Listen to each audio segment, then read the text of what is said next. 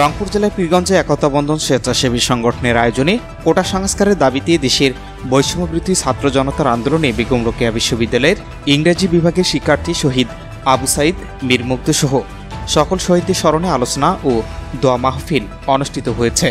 গত মঙ্গলবার সন্ধ্যায় উপজেলার রাজারামপুর নিম্ন মাধ্যমিক বিদ্যালয় হলরুমে এ আলোচনা ও দোয়া মাহফিল অনুষ্ঠিত হয়।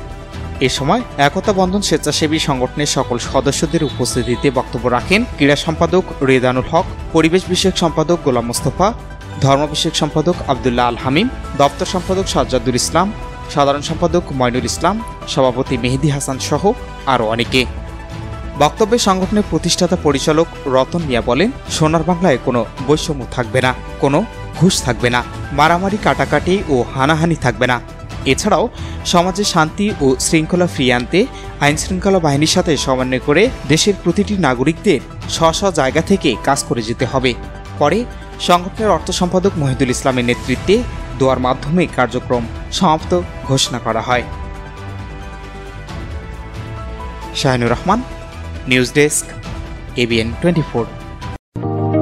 ইজি বাই ইলেকট্রনিক্স, এখানে খুচরা ও পাইকারি এবং সহজ কিস্তিতে সিঙ্গার, যমুনা ও অল্টারনেট ফ্রিজ সহ সকল পণ্য বিক্রি করা হয়।